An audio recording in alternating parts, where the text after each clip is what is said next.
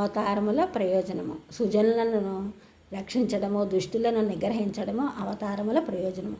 ఈ ముఖ్య ప్రయోజనము ద్వారా ధర్మమును అనుష్ఠించే వారికి అండగా ఉండి ధర్మ కార్య పరంపరను నడపడం అవతారమునకు ఫలము. ఆ విధముగానే అవతరించినవి శ్రీరామ శ్రీకృష్ణ అవతారములు.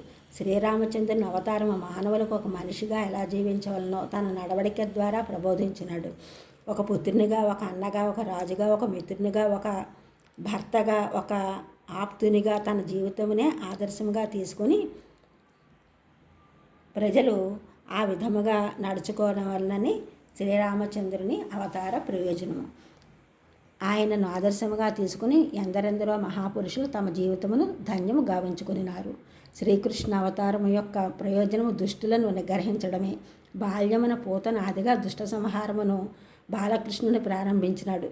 కంసుడు ఆదిగా ప్రారంభం చేసి తమ జీవితాంతము దుష్టులను దునుమాడినాడు శ్రీకృష్ణుడు. జరాసంధుడు 18 పర్యాయములు 18 అక్షౌహిణుల సైన్యంతో దండెత్తి వచ్చినప్పుడు వారందరినీ అంతము గావించినాడు.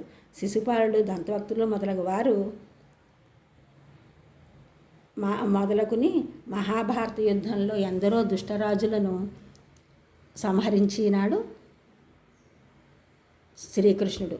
ఆ విధంగా ఆయన పరిసమాప్తి చేసినాడు. పాండవులకు ఎన్ని విధాలుగా కాపాడినాడో అన్ని విధాలుగా రక్షిస్తున్నానని తన ఉనికిని చాటాడు. ఇదే అవతార ప్రయోజనము. అలాగుననే శ్రీ దుర్గాదేవి అవతరించి సామదాన భేదములకు లొంగని దుష్టులను కేవలము దండనీతి ద్వారానే వారికి బుద్ధి చెప్పి సక్రమ మార్గమున నడువలైనని వారికి తెలియజేసింది. కోలా విద్వంసి, చండముండులు, మధుకైటబులు, రక్తాక్షులు, రక్తజిహులు మొదలగు వారిని అంతమొందించి భక్తులను కాపాడిన దయాస్వరూపిణి దుర్గాదేవి. మహాశక్తి మన యందుండి బుద్ధి రూపములో ధర్మమును నడిపించడంలోనూ ఆలోచనలు రేకెత్తిస్తుంది దుర్గాస్వరూపిణి. విద్యారూపంలో ఉండి జ్ఞానమును ప్రసాదిస్తుంది. దయారూపంలో ఉండి కష్టముల నుండి ప్రజలను రక్షిస్తుంది.